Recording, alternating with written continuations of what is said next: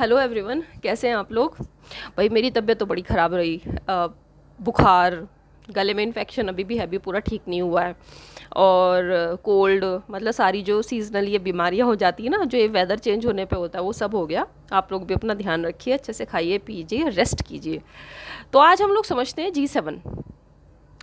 ये जो group of countries हैं ये कौन सी हैं।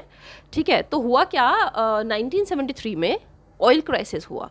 उसके बाद ऑयल क्राइसिस के समय पे ऑयल एक बहुत बड़ा फैक्टर है दुनिया को रन करने के लिए। तो उसके बाद 5 देश मिले और इन लोगों ने कुछ अपनी मुद्दे बातें करी, है ना, जो कि इंडस्ट्रियलाइज्ड कंट्री थे उस समय के भी, है ना, जैसे कि Japan, West Germany, USA, UK और फ्रांस। ये लोग मिले, इन्होंने बातें करी, राइट।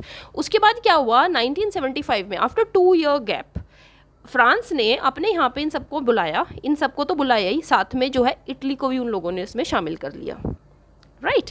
उसके कुछ टाइम के बाद इसमें कनाडा भी शामिल हो गया, सही है। फिर after the fall of USSR इन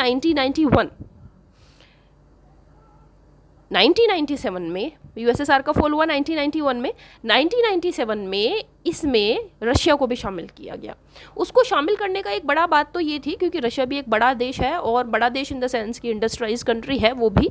लेकिन इसके पीछे एक कारण ये भी था कि जो एक गैप है between east and between west, जिसमें ईस्ट रिप्रेजेंट करता है कम्युनिस्ट फॉर्म ऑफ कंट्रीज़ को, और जो वेस्ट है वो रिप्रेजेंट करता है कैपिटलिस्ट फॉर्म ऑफ कंट्रीज़ को। तो उनके बीच में जो गैप है वो कम किया जा सके, है ना, तो इस वजह से उसको भी शामिल किया गया इसके अंदर, राइट।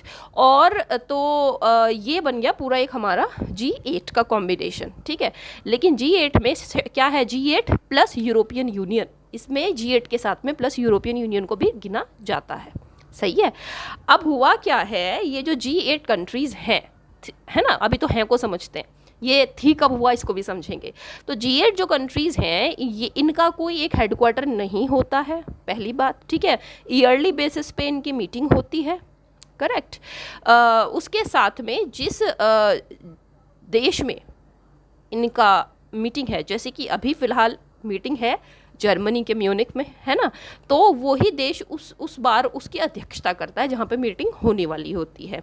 क्योंकि ये सारी की सारी बहुत मोस्ट डेवलप्ड कंट्रीज़ हैं, तो ऐसा ज़रूरी नहीं है कि, मतलब हाँ, समझौते होते हैं, कुछ चीज़ें होती हैं जो मान ली जाती हैं, कुछ बातें होती हैं जो बाउंड नहीं होती है, मतलब नहीं मानना है, ज़रूरी नहीं है कि उनको माना ही जाए, करेक्ट। अब ये तो ये हो गई ये बातें।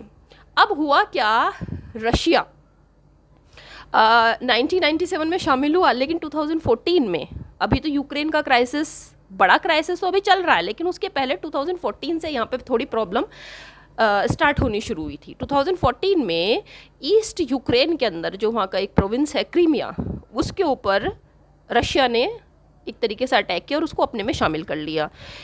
इसके रिएक्शन में G8 G7 हो गया, मतलब बाकी के जो कंट्रीज़ थे उन्होंने रशिया को अपने ग्रुप से एलिमिनेट कर दिया। तो अब ये क्या बन गया, G7 plus European union, right.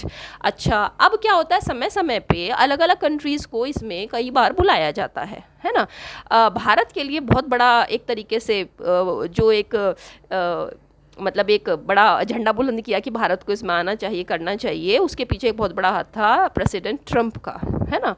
तो वो चाहते थे, क्योंकि उनकी मोदी जी से दोस्ती भी थी और उन्हें पता, वो समझ रहे थे कि भारत की जो है एक स्ट्रेटेजिक जो भूमिका है दुनिया के अंदर वो बहुत इम्पोर्टेंट है, और स्पेशली आफ्टर मोदी जी, है ना। क्योंकि मोदी जी ने जिस प्रकार से, हमारे जो प्रधानमंत्री हैं, जिस प्रकार से उन्होंने पूरा का पूरे दुनिया के अंदर एक तरह से फॉरेन पॉलिसी के द्वारा अपने आप को एक फोर फ्रंट पे रखा है, वो बड़ी एक मानने की और समझने की बात है फॉरेन पॉलिसी के अंदर। तो अभी ये है G7 प्लस यूरोपियन यूनियन। फ़िलहाल अभी जो मीटिंग चल रही है वो जर्मनी में चल रही है, म्यूनिक में, 48 ये जो इनकी मीटिंग है ना। तो ये था हमारा पूरा का पूरा G7 कंट्रीज़। आई होप ये क्लियर हुआ होगा, बहुत छोटा सा टॉपिक था। इसकी क्या बातें निकल के आती हैं और उसमें क्या समझौता है या कुछ होता है, उसके बारे में हम लोग फिर एक अलग से वीडियो बनाएंगे, है ना।